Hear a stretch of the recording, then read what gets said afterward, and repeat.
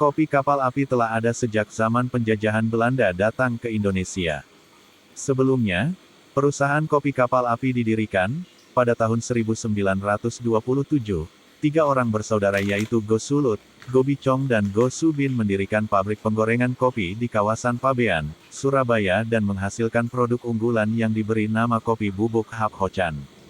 Kemudian, produk kopi tersebut dijual berkeliling kampung dan di sekitar pelabuhan Tanjung Perak dengan sepeda ontel. Ketiga anak dari Go Sulot, yakni Sudomo pimpinan PT Santos Jaya Abadi Indra, dan Sutikmo turut membantu memasarkan produk kopi tersebut. Kebanyakan dari pelanggan kopi bubuk Hap Hochan, merupakan para pelaut dan orang-orang berlalu lalang di sekitar pelabuhan. Karena hal inilah yang menginspirasi Sudomo untuk membuat perusahaan kecil yang memproduksi kopi dengan lambang kapal api yang mencerminkan sebuah harapan baru, semangat juang, dan kemajuan teknologi.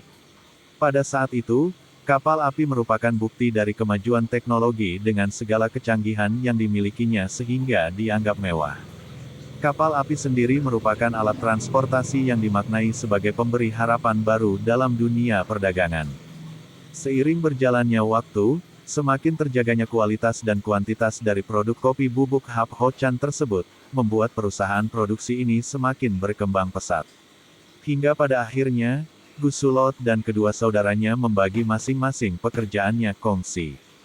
Gus Sulot mendapat bagian di pabrik penggorengan kopi dan melanjutkan produksi kopi tersebut, sambil dibantu oleh ketiga anaknya.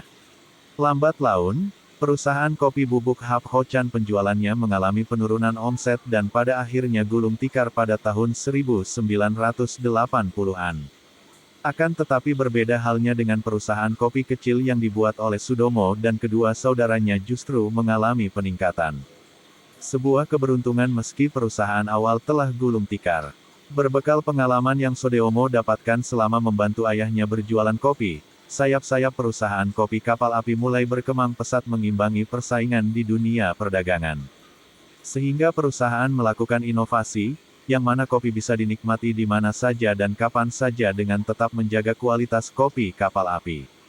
Dengan racikan kopi yang turun-temurun inilah yang menjadikan cita rasa kopi kapal api tetap menjaga kualitasnya hingga saat ini dan mendapatkan tempat di hati masyarakat Indonesia. Bahkan di tahun 1985, kopi kapal api melakukan ekspansi ke berbagai negara dan memasuki pasar mancanegara. Diawali meninvasi produk di Arab Saudi, kemudian mulai masuk di pasar Hong Kong tahun 1987, berlanjut ke Malaysia dan Taiwan. Selain kopi yang tersedia dari berbagai macam kemasan, PT Santos Jaya Abadi juga memproduksi permen espresso candi dan permen relaksa, yang hingga kini menjadi produk andalan. Hingga sampai saat ini, kopi kapal api tetap konsisten menjaga kualitas produknya sehingga tetap banyak diminati dan tentunya dengan harga yang sangat bersahabat. Itulah tadi sejarah kopi kapal api.